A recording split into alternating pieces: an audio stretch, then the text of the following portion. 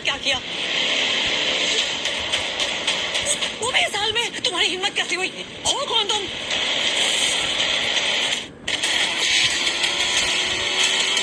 ज्यादा दूर भागे नहीं होंगे, उस तरफ देखो तुम लोग। संजय के हाथ में गोली लगी थी। वो और अभिनव रात के अंधेरे में एक पतली सी गली में छुपे हुए थे।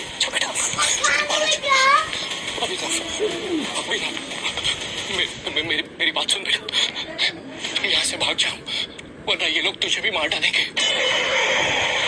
बाहर सड़क पर उनकी गाड़ी खड़ी थी और उसी गाड़ी के पास खड़ा था राणा। अभिनव, बारह बेटा, समझ गए। जिसने संजय को गोली मारी थी। नहीं पापा, मैं आपको छोड़ के नहीं जाऊँ। जिद मत कर अभिनव। बेटा देख, मैं तो अपनी जिंदगी जी चुका हूँ। अब जो भी करना है तुम्हें करना है, सब कुछ तुम्हें संभालना है। और मेरी बात सुन, एक बार यहाँ से जाए उसके बाद दोबारा मुड़ के मत देखना, ठीक है? संजय ने कहा और अपनी उंगली में से एक सोने की अंगूठी निकालकर अभिनव को थमा दी। उस पर टी लिखा हुआ था। और एक बात हमेशा याद रखना, अपनी आखिरी सांस तक लड़ना है, समझ गया ना टाइगर? संजय ने अभिनव की माथे को चूमा। Run tiger run! और अपनी बंदूक लेकर उन लोगों का सामना करने के लिए गली से बाहर निकल गए। संजय जैसे ही अपनी गाड़ी के पास पहुंचे तो राणा ने संजय पर बंदूक उतार दी। टाइगर! इस कमीने का चेहरा मत भूलना!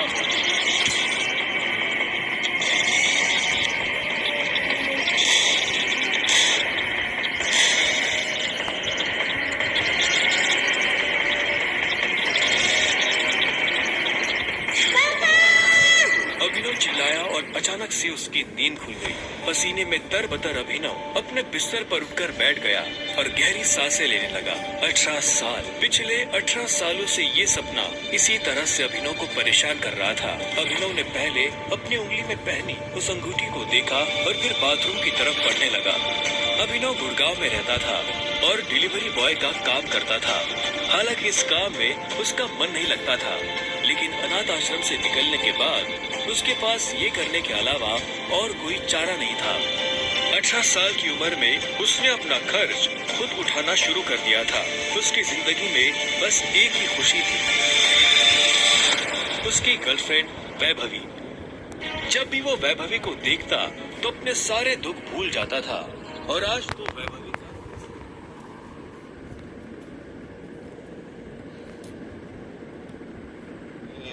कितने का है? 600 गए और ये पेस्ट्री वो 60 गए। एक दे दीजिए। असल में अभिनव और वैभवी ने ये तय किया था कि वो पैसे जोड़कर अपने लिए किराए का एक बड़ा घर लेंगे, इसलिए वो पैसे वेस्ट नहीं करना चाहते थे। Thank you.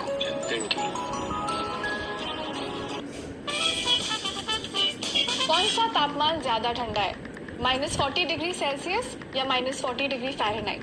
-40 डिग्री फ़ारेनहाइट नहीं है, ये तो पता होना चाहिए यार मुझे। ये गूगली देने वाला सवाल है, गूगल पे ढूंढोगे तो सब जानोगे।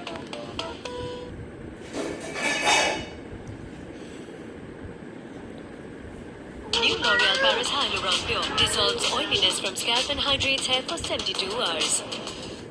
कुछ देर के बाद जब वो वैभवी के घर के बाहर पहुंचा तो उसने देखा वहाँ काफी रंगीन लाइट्स जल रही थी और वहाँ से तेज म्यूजिक की आवाज आ रही थी।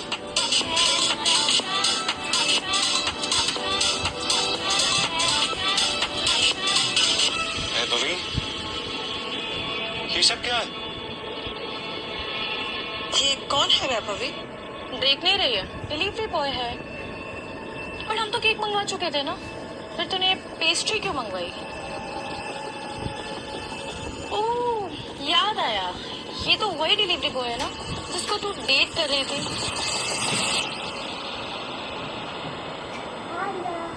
ओह कम ऑन यार वैभवी, तेरा स्टैंडर्ड इतना गिर जाएगा मुझे नहीं पता था। डेट बंटी बेब। अभिनव देवेन को अच्छी तरह से जानता था। वो एक बड़े बाप का लड़का था और हर वक्त वैभवी के आसपास मंडराता रहता था।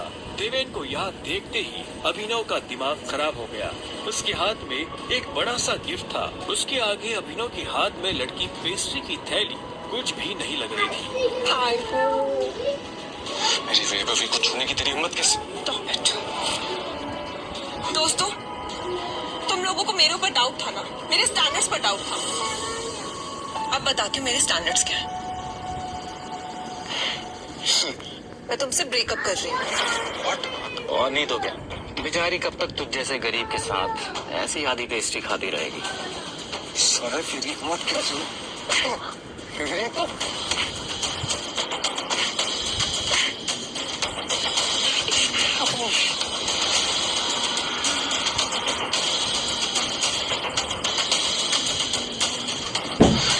नहीं किया वैभवी। और अभिनव वहाँ से निकल गया। वो उन दोनों की शक्ल अब और नहीं देखना चाहता था। उसकी आंखों में आंसू थे और उसका दिल बुरी तरह टूट चुका था। हर घूंट के साथ उसकी आंखों के सामने वो दृश्य आ रहा था जिसमें देवेन वैभवी के गालों को चूम रहा था।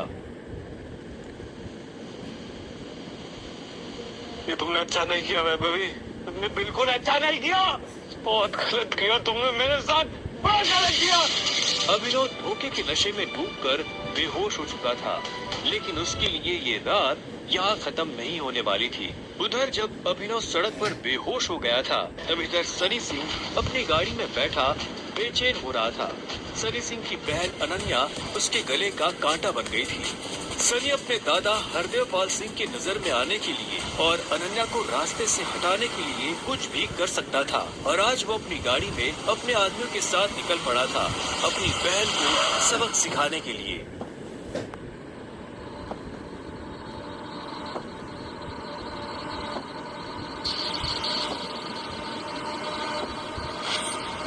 जल्दी करो, गाड़ी में डालो इसे। सुबह होने से पहले अगर हमने इसको अनन्या के कमरे में नहीं डाला तो ऐसा मौका दोबारा नहीं मिलेगा।